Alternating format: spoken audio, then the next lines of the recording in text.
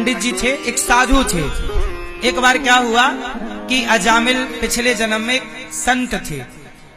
इनका शरीर ना सर्दी के कारण बिल्कुल ठंडा पड़ गया।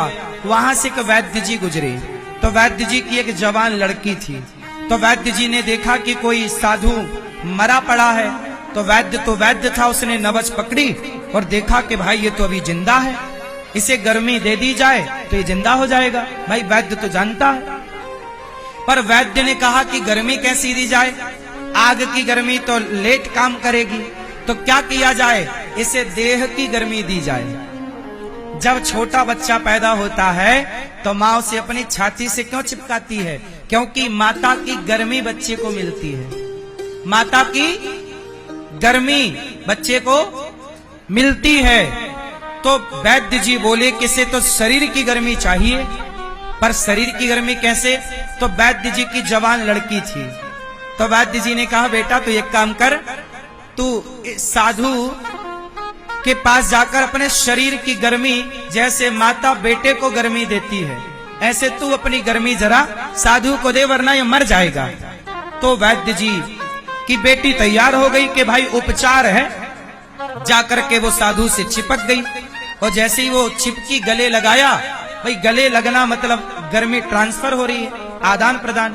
तो साधु को उस लड़की ने गले लगा लिया। जैसे ही गले लगाया, धीरे धीरे साधु का शरीर गर्म होने लगा और होश आया। जब होश आया तो साधु ने देखा कि मेरे से एक लड़की चिपकी है। तो साधु को आया गुस्सा, अरे मैं जरा सो क्या गया, तू आके चिपक गई, जा मैं तुझे श्राप देता हूँ, तूने वैश्या की तरह काम किया है, जा तू मेरा साधुत्व भंग करना चाहती, जा तू वैश्या हो जा। लड़की बोली लो अच्छा खासा जा रहे थे, श्राप गले बन गया वैश्या होने का।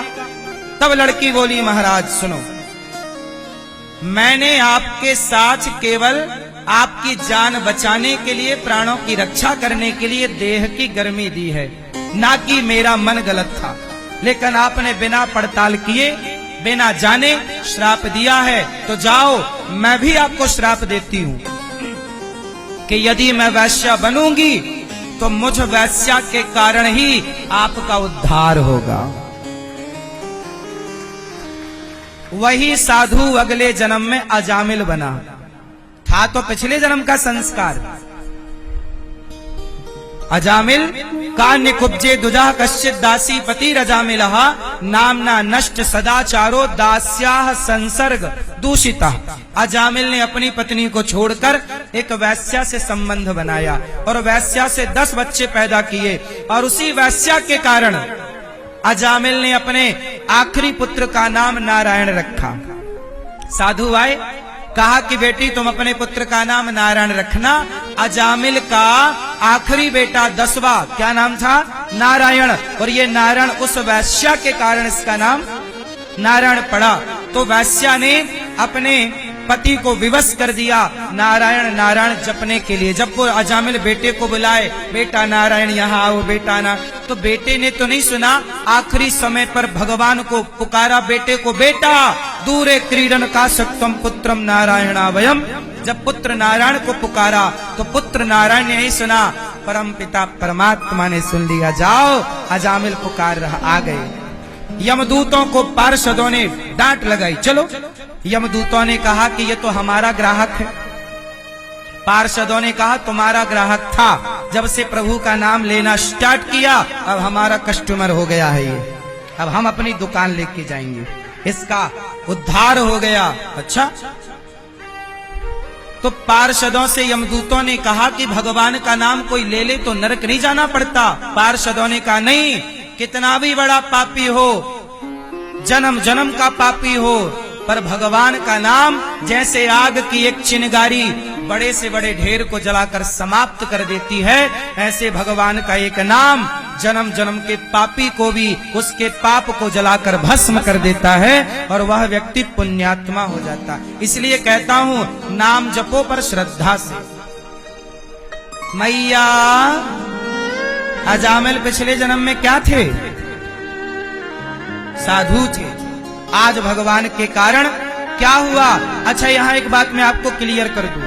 ये बताओ आप, अजामिल की कथा सबको पता है, जितने आप लोग बैठे मुझे पता है कि आप सबको पता है। ये बताओ कि जब अजामिल ने नारायण का नाम लिया तो नाम लेके क्या हुआ, उसके बाद क्या हुआ अजामिल का, चलो बताओ क्या हुआ, उद्धार हो गया? बोलो नहीं। पार्षदों ने कहा कि तुमने नाम एक लिया, जाओ, एक नाम से बस ये हुआ कि तुम नरक जाने से बच गए। अब तुम्हें हम 12 साल की उम्र और देंगे। 88 साल का था अजामिल जब उसने पुत्र को पुकारा। अब 12 साल और देंगे। इस 12 साल में यदि तुमने प्रभु का भजन किया तो तुम्हारा उद्धार होगा, वरना तुम्हारी फिर गति तुम जानो। तब अजामिल को 12 साल का टाइम मिल गया एक नाम के बल पर। आप लोगों ने भी पिछले जन्म में भक्ति की होगी तो आपको टाइम मिला है, मनुष्य का शरीर पाया मतलब टाइम मिला है। भजन कर लो रे भैया, वरना बहुत नुकसान होने वाला है, बहुत क्षति होने वाली है। अजामिल ने 12 साल सब छोड़कर एकांत में हिमालय के तट पर केवल नाम जप किया, श्रीमन्नारायण श्रीमन्नारायण। उसने सोचा एक नाम से ये हो गया तो खूब नाम जपो, नाम श्रीमन्नारायण। फिर बाद में अजामिल जब 100 साल का हुआ तब उसकी सदगति हुई। तो अजामिल आप ये सोचो कि एक नाम से, तो सुनो, एक नाम से काम हो सकता है पर एक नाम के ही भरोसे ना रहो ना, और नाम जपो ना भैया, और नाम लो, क्योंकि वो आखिरी में भी निकल पाएगा। एक के भरोसे रहोगे तो निकल पाएगा, इसकी गारंटी है नहीं है, इसलिए नाम जप करो।